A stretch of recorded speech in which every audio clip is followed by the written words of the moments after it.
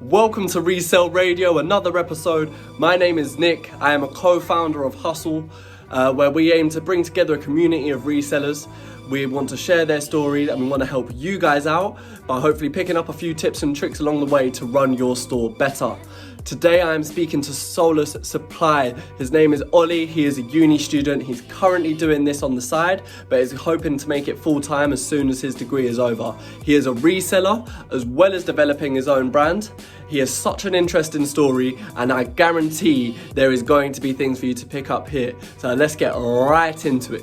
It kind of happened all at the same time, really. I think it was 2013, and I found, my mates at school were talking to me about Supreme and Crep City, the like sneaker convention, and I'd heard of these things, but I hadn't really paid much attention to it. So I went home and Googled it and saw this stuff, and I was like, oh, I mean, it's kind of nice, but it's pretty expensive. So I eventually ended up getting one T-shirt off a guy called Jordan Weller, who now runs 97th Vintage. It's like like a huge vintage store online. And he sold me a Supreme fried chicken T-shirt, and that was my first ever T-shirt, and that was like, I think, late 2013. And then I realized that obviously you can buy these clothes and then sell them, and you can continue to wear nice clothes whilst making money off previous clothes, and they can like end up paying for your new stuff. So I was like, well, this is just a no-brainer. Like, you know, my friends are shopping in Topshop or Topman and like random retailers like that, where the clothes don't hold any value whatsoever. You know, it's crap the majority of the time, like with quality wise, and the brand as well.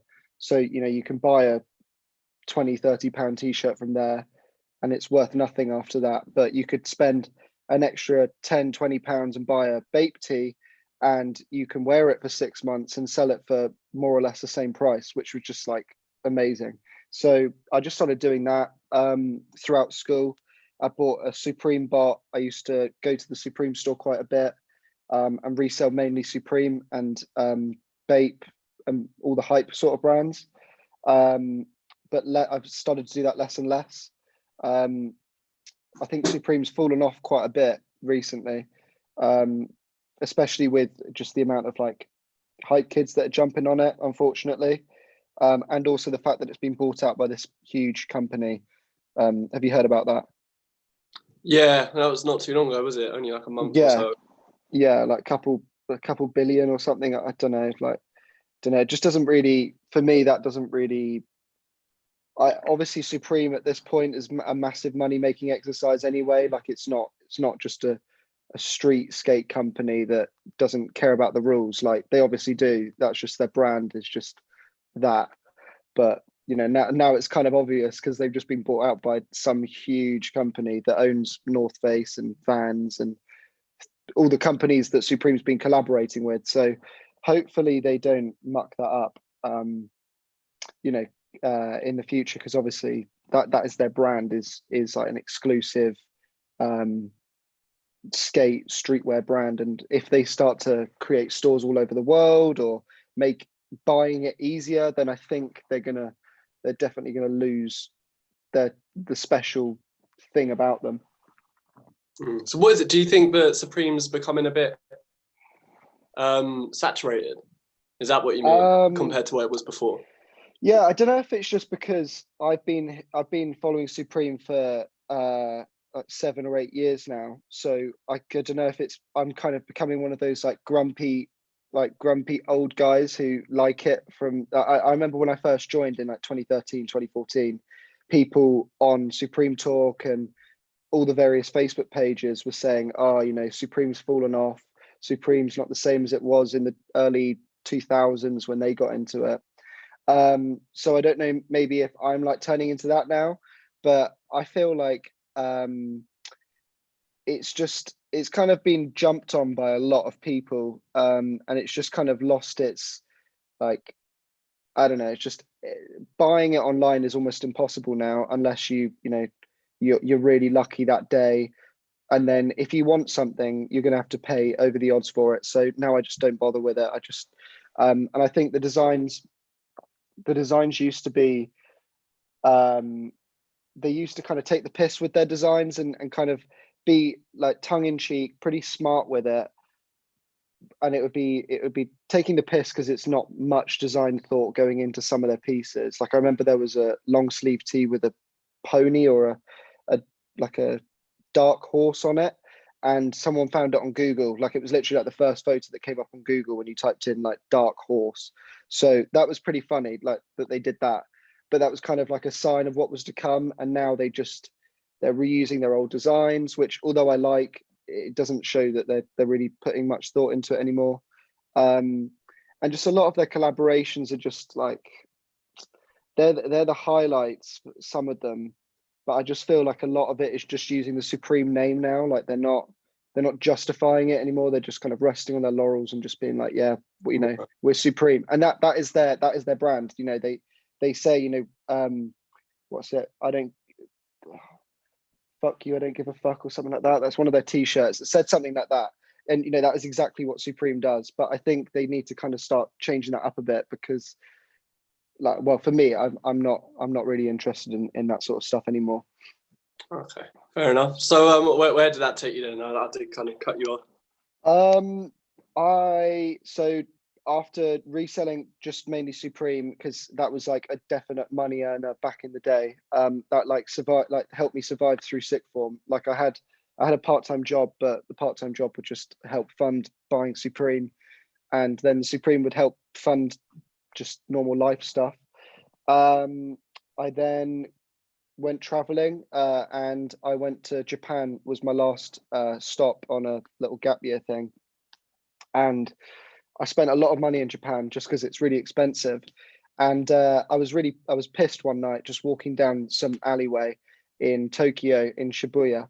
And I saw that the Guess jeans store had ASAP Rocky collaboration there. So I was like, oh shit, like this stuff, I haven't seen this stuff anywhere. I've seen like a few leaked photos of it online. And luckily remembered to go back there the next day. So a hungover Ollie walked over at about 10 or 11 the next day, and I bought loads of Guess jeans, Japanese exclusive t-shirts. I got like there was a Frank Ocean t-shirt that he was seen wearing that was like worth like maybe £200, and I bought it. Well, they were going for up to 200 quid. I bought it for 40 or 50, and I bought like a bunch of them. So I was going up to these guys that I'd met from Australia in Tokyo, and I said, oh, you know, if you go in and I give you my debit card, can you just buy some more for me? Because I feel bad. Like I'm just buying as many as I possibly could.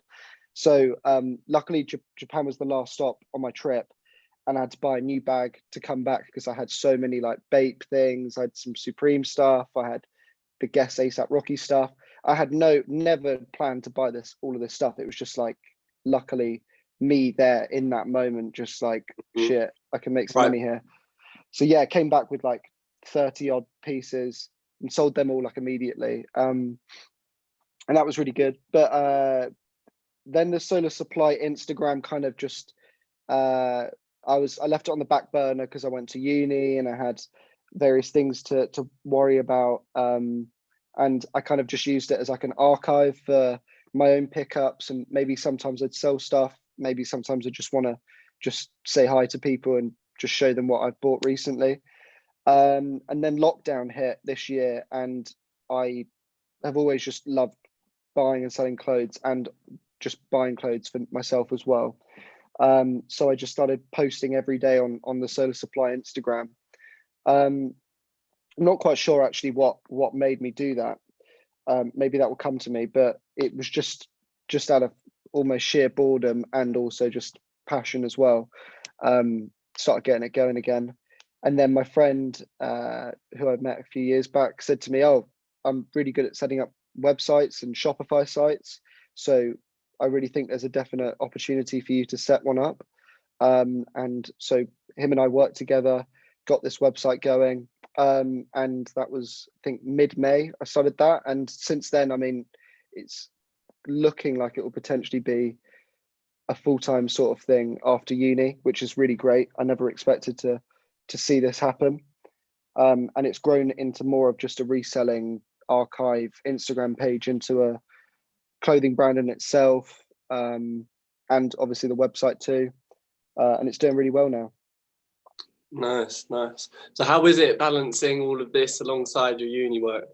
Mayhem. Yeah, it's mayhem. I wouldn't recommend it to, I mean, the thing is, I see on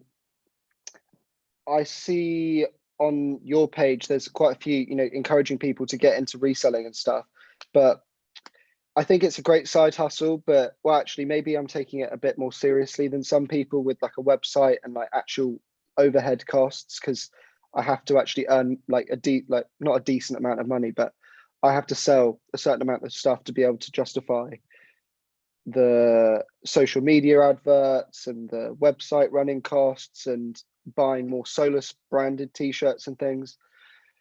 So it is a big stress and a big struggle at times. But I love it. So that's what helps me get through it. But I'd say that if anyone were doing it at uni, they need to definitely consider, are they doing it just for the money, or are they doing it because they actually enjoy doing it? Because I don't really do it for the money. I don't really take the profits I make with Solus. I just reinvest back into the business and grow the Solus brand itself.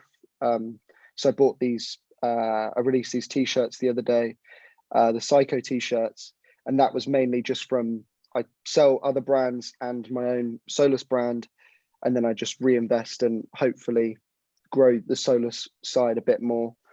So yeah, no, the struggles at uni are real. I've got my housemates are starting to hate me a bit, because every day they get up and they hear a knock on the door from the postman or DHL or Hermes or whoever it is, and they're like, "Oh, who's this for again?" It's pretty much every time for me. 3 or 4 parcels coming in a day.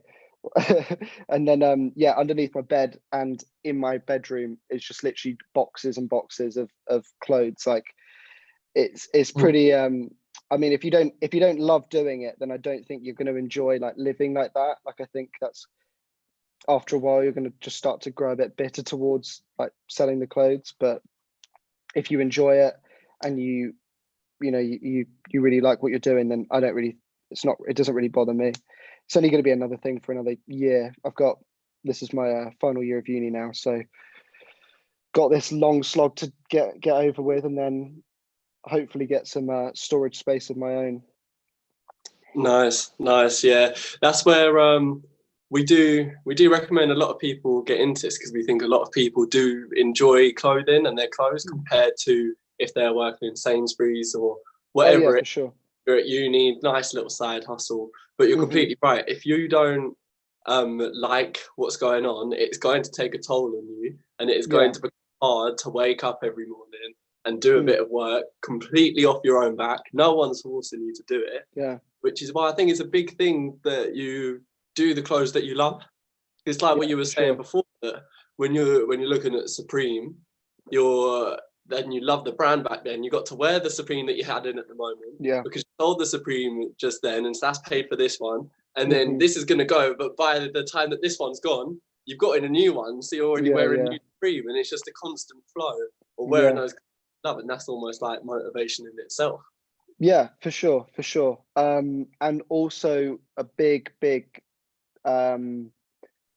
tip would be to you need to understand the brand. Well, I mean, for me anyway, if you and I saw with Culture Force too, he was speaking a lot about Supreme, and you need to really understand Supreme and its items before you start buying it. You can't just go in and buy Supreme. Like, that's not how it works. You need to actually pay attention to what does well.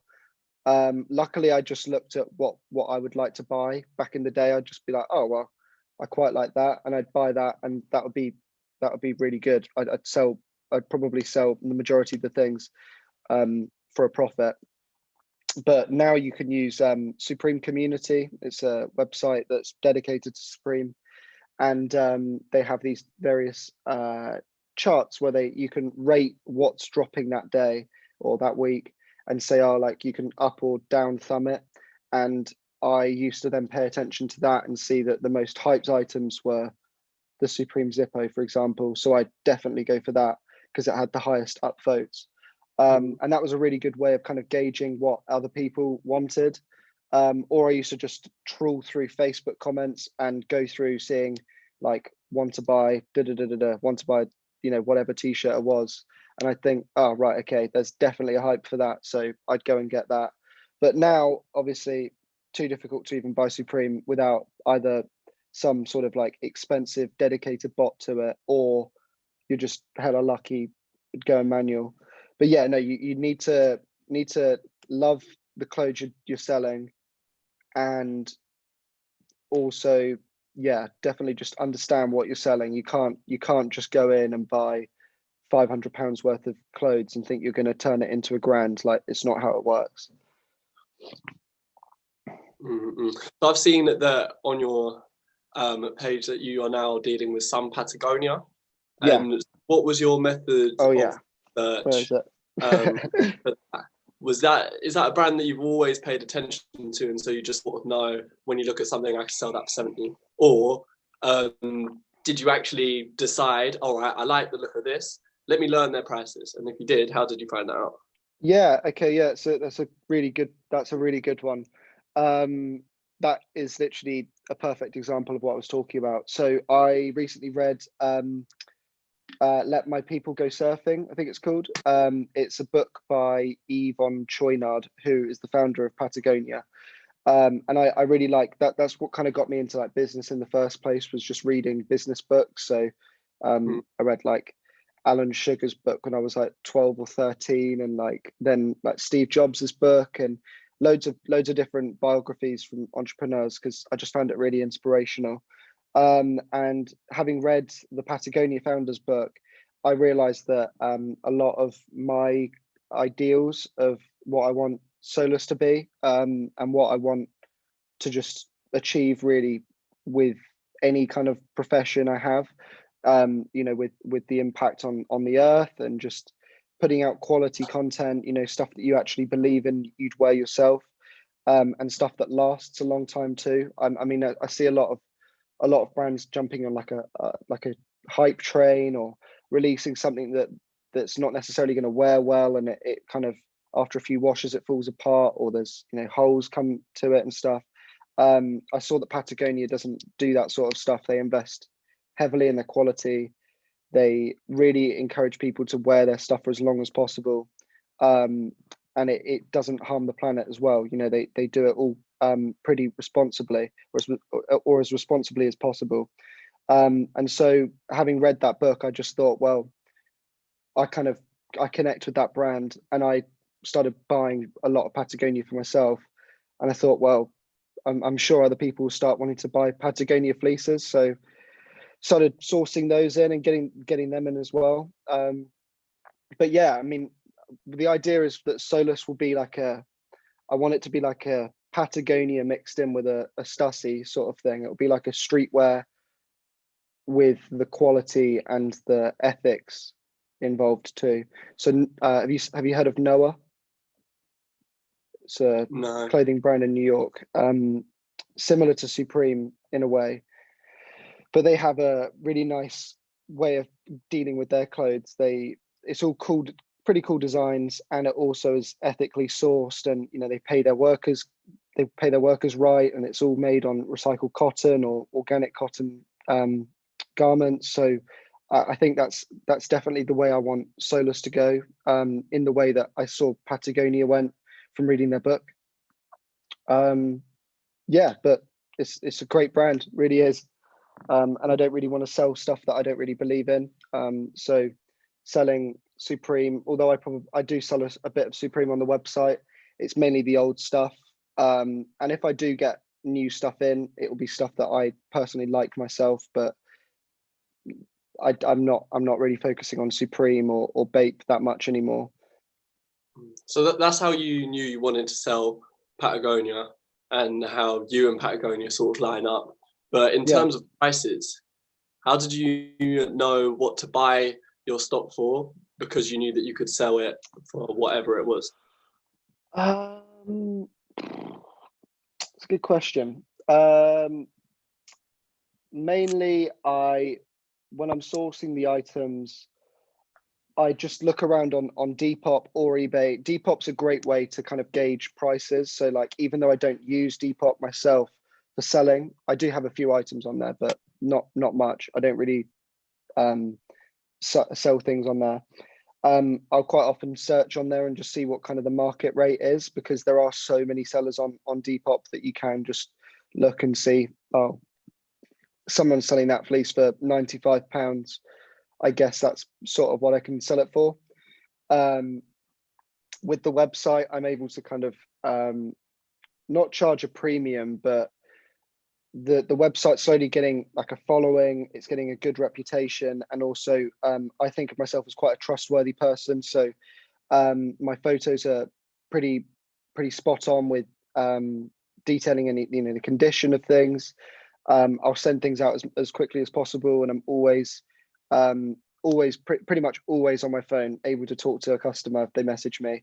So I think people really like that I'm approachable and able to reply pretty much all the time, which is a blessing and a curse for me. But again, I like I was saying, you've got to love doing it, because I know a lot of my mates wouldn't enjoy getting a message at like just before they're going to bed from someone in America asking them to go and take some photos of a t-shirt, and I'm like, okay, like, got to get out of bed now and like go take some photos. And that's what it comes with. And I really enjoy doing it for some reason. But yeah, no, choosing the prices, I'd say I just look at various competitors, or not competitors, I wouldn't say competitors, various other stores. I don't really think we're competing in this. I think a lot of the selling pages that I work with, like Culture Force, I think you don't really compete with them, you're kind of growing with them. So I've seen a few pages doing like giveaways together and stuff, and I think that's great. Just I think there's plenty of customers for everyone to sell to, so just help each other, like this page right now. This is just kind of helping other people find various different pages and learn about how to get into the reselling world. But yeah, eBay, Depop, Grailed, and just looking on various Instagrams, kind of gauging prices and what people like. But a lot of the time, as I said, I buy stuff that I'd buy and wear myself, because I don't really believe in like selling stuff that I wouldn't wear myself. So that's why my Solus stuff that I'm trying to build on, when I'm designing the designs mainly by myself, and then I get them printed on like really high quality organic cotton blanks. So I pretty much wear my Solus t-shirts every day now, and I love the blanks. I've heard that customers who have started wearing them, they love them too. So that's really great to hear. And I wouldn't ever really put something out that's not gonna like stand the test of time. Yeah. Well, nice. When did it actually where did it come from, the inspiration to actually start designing your own stuff? When did it's strange, because before, I mean, this time last year, if you told me that I'd have released like three or four different Solus items and I'd have a website, I probably wouldn't believe you. So that's quite exciting to think about what's to come in the next year or the next 2 years. Yeah, it's crazy to think about that. But I'd always had like Solus designs in my head. I'd see things and be like, oh, if I switch that around and slapped my name onto it and stuff, that could look pretty cool. But I never really got round to doing it. I kind of just did some doodles and that was it. And then when I got the website going, I thought, well, now I've got more of a platform to sell it on. I don't really think that, unfortunately, if you have a Depop or you're running off of eBay, you can't really release your own brand as easily, I don't think, because obviously you're never going to really be found as easily unless you have a big following on Depop. If you posted an unbranded t-shirt that is your brand, you've got to have either people going to your page regularly to see it, or it's never going to appear in the search terms anyway. So Mhm. that makes things difficult for Depop sellers. So getting this website, which I highly recommend for anyone who's selling, like at least making at least 50 quid profit a month. Like honestly, it's so easy to do, and it's actually really cheap to actually set up a website, and you save money from Depop fees in the end anyway. Yeah, I just thought, well, I've got a website now, I've got the platform, and I'm starting to actually build more of an identity, because again, on Depop, you're not able to kind of, other than the photos you post and the captions you do, there's not really you don't really have the opportunity to kind of make a brand image on there at all. Whereas with Instagram and a website, you can do, it's literally your own domain, like you can do whatever you want. So that's why I thought, well, now I'm going to start designing and releasing my own branded stuff. And also I just feel like a lot of the things that I want aren't necessarily out there at the moment. They're either, the designs are great but they sell out immediately and then I can't get them and they're way too expensive, or they look great but the quality's shit, and I want to kind of get down the right track and put out some cool designs, put it on some nice sustainable clothing, and make it last. It's going to be stuff that you can wear for ages, and it will keep its form, and it will keep, the print will still look good and crisp. Yeah, I just thought, well, I want to put some stuff out that I'd wear, and that I believe in, really. Nice. How did it go at first when you released your first batch? What was the sales like? The sales are all right, but it's always going to be hard getting people to part with money for things that I feel like a lot of people will, they'll probably think, oh, I could spend £25 on this t-shirt, or I could spend £50 and get a Supreme or a Stussy or a whatever t-shirt. And that kind of makes sense, because obviously you don't, unless the design's crazy and like it really stands out to you, then you're going to kind of have that like, I could spend it on this, I could spend it on that. So it's kind of difficult to gain that traction. But yeah, no, sales went well. I had a really good reaction from everyone on Instagram, and then it encouraged me to release another t-shirt, which was I first released the Fight Club t-shirt, which is just the Fight Club soap, which is one of my favorite films, with Solus instead of Fight Club.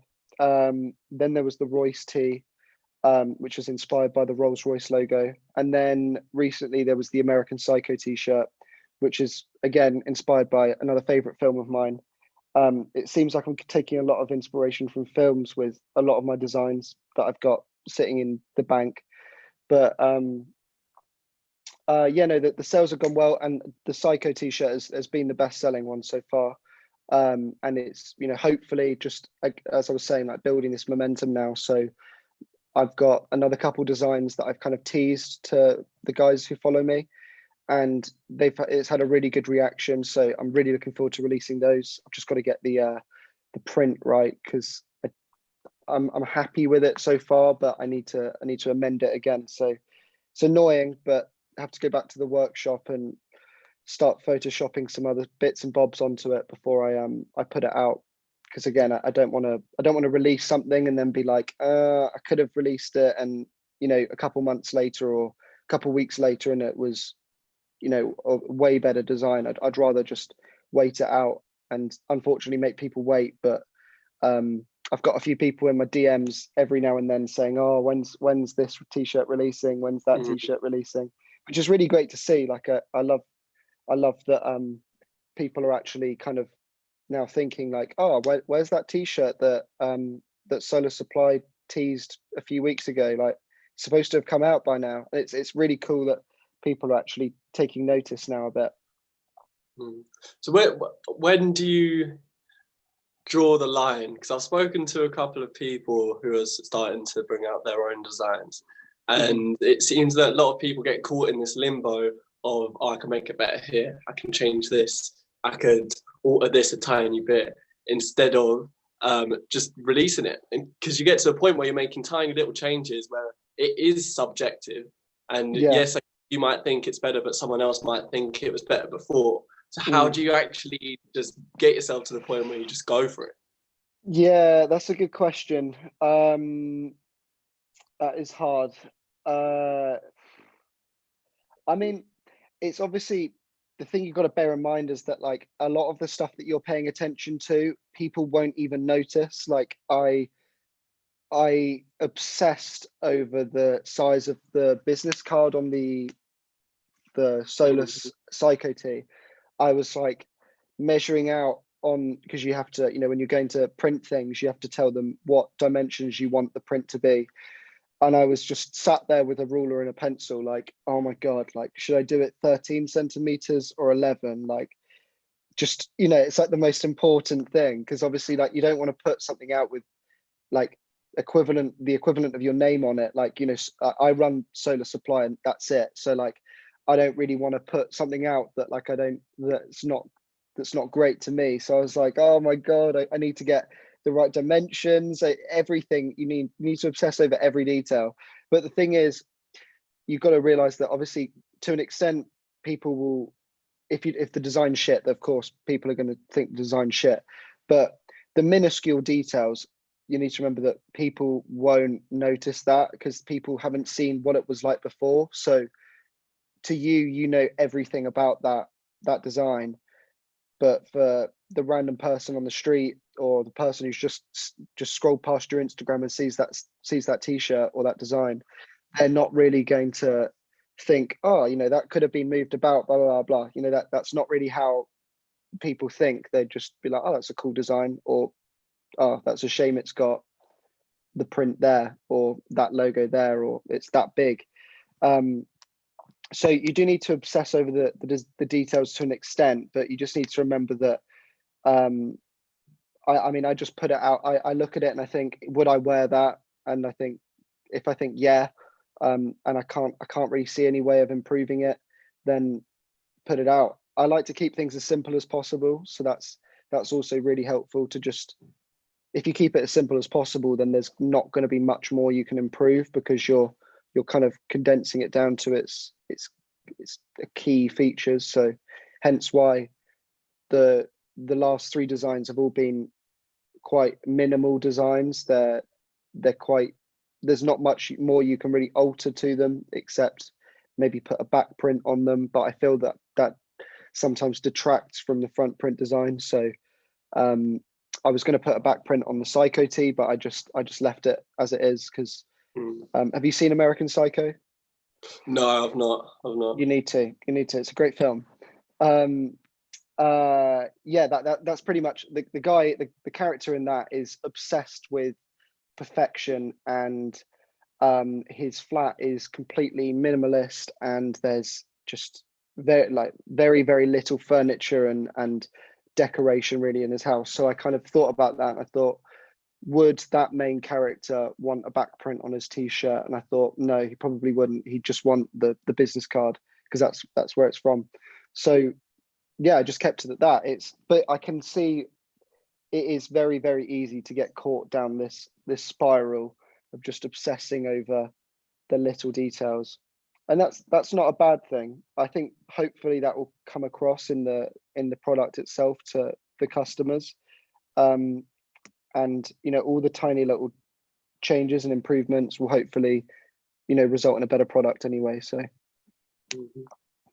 yeah, I think that's some good advice there. Yeah. How do you respond to your customers? Do you have any way of them giving you feedback? I mean, I'd really like to get a little feedback tab on my website. That'd be great. There's a lot of things I want to do with my website, but I either don't have the knowledge or I don't have the time. But the thing is, with the internet, I pretty much everything I've done, you just learn online. My Photoshop skills are all from Google or YouTube. If I need to do something and I don't know how to do it, I'll just Google it, and within 5 minutes, you're normally able to do it, unless it's a bit too technical.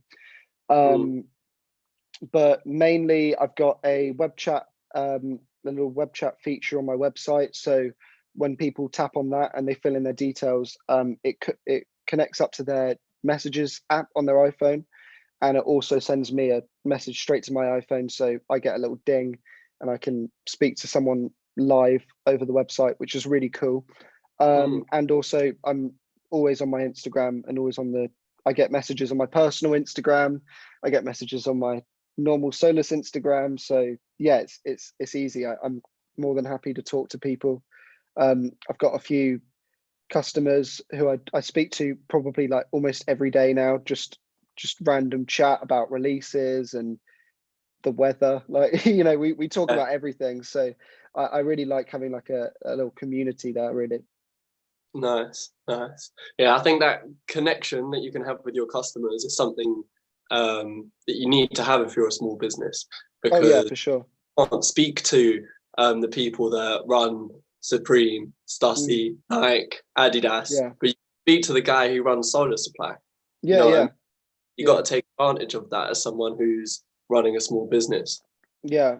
I want to keep going for as long as possible. I think even if, you know, even if Solus were to grow to like a crazy extent, I'd always try to keep that kind of personal touch to it. I really like the just being able to kind of write whatever I want in my bios or my captions for photos, or putting whatever like description I want. Like I love Palace, how Palace on their product descriptions, they'll put like, you know, like saveth your P or something like that. Like they'll say loads of stupid descriptions on their t-shirts and stuff. I think that's great. So I really want to keep the personal sort of side to it. And yeah, I've got customers in like Australia and like LA and stuff who I speak to all the time. And Nice. you know, they obviously it's nice to chat to them, and at the same time they then kind of reciprocate and they buy a t-shirt every now and then, or they support me in various ways, which is really nice to see. And yeah, that's obviously, yeah, as you say, that's how you kind of grow as a small brand, is just kind of fostering that little community that you got. And that's again why I'd say that moving from Depop to a website is something that I definitely recommend you do, just to kind of start growing that community if you want to start to build like a little fan base you've got. Yeah, because you can't build a brand on Depop. You just fall Yeah, into. It's a lot harder to yeah, do it. yeah, for sure.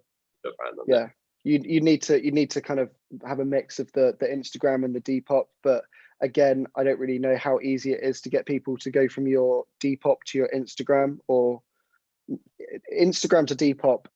Probably a lot easier, but you're going to need to pay for potentially adverts or really put out some crazy content to get people's attention. But that. yeah, I mean, I'd say that I'm lucky that I've just focused a lot on my Instagram, so I've kind of built a bit of a following on there, and then the website kind of just complements that, really. Yeah. Well, have you had a turning point in your reselling career, or has it all just sort of gradually built up to the point where now you're looking back and you're like, holy fuck? Yeah, I mean, I feel like, yeah, there's definitely been a turning point. So I was kind of looking at these brands, and I was thinking, like, I sell what I like and what I wear myself. So that's a big thing for me. But turning point. So I then started to think about, on my website, I've got all these different t-shirts and things from different brands, and I thought, well, I'm going to have to now constantly concentrate on these drops from different people and different brands. And what if they stop selling their things, or what if their t-shirts become, or their clothes become irrelevant, or people stop liking them? Then my stock, I'll have to sell all my stock, whatever, but my website will then lose the products that it's selling because it's lost whatever brands that I used to sell. So then I started thinking, well, okay, I need to kind of shift from more of being a reseller to more of a brand. And I also feel like reselling is really great, but it's not really, it doesn't really like kind of like, it doesn't really have like that much more of an impact on me. Although I like the encouraging people to buy secondhand, that's great. And you know, telling people to fuck fast fashion. I did an Instagram post about that a while back.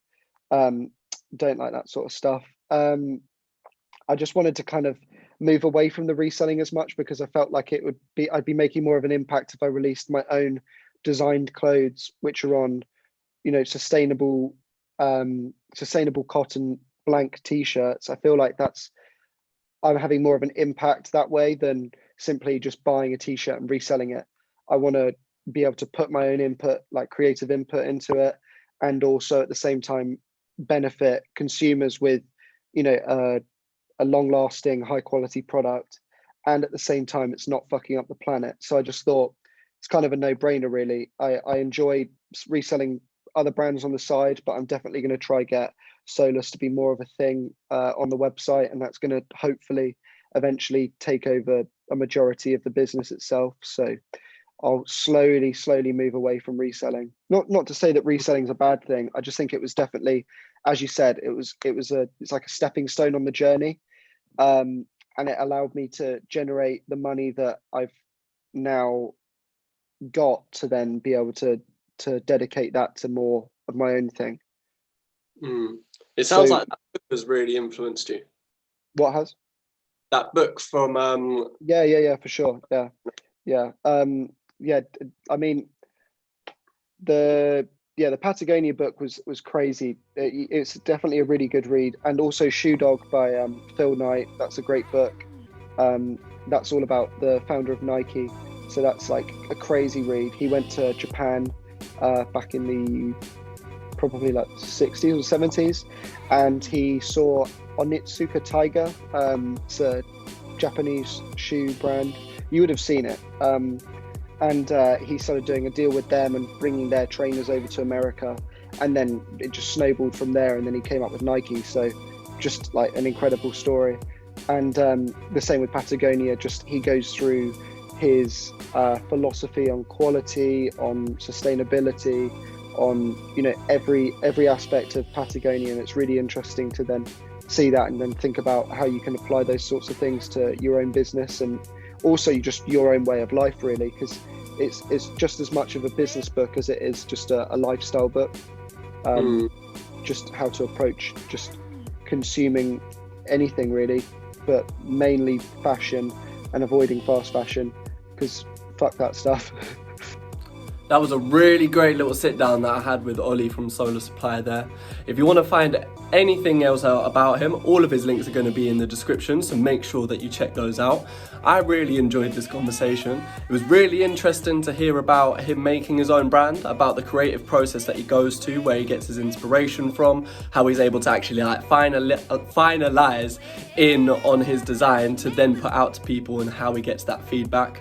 I love that even with his reselling, he is doing it with brands that he can truly identify with, because as you could see throughout this whole thing, it's all about doing something that you love, because when you're doing something that you love, that's what's going to make you do all this extra work alongside doing a uni degree in his third year nonetheless. So yeah, I hope you guys really enjoyed the chat. All the links in the description. If you like the video, give it a like. If you didn't, give it a dislike. Comment down below any single feedback that you might have. Anything else you want to see from us, let us know, and we will do our best to provide that service for you. We really want to make this community of resellers happen. We want to bring everyone together, share their stories, and help you guys out in any single way that we can.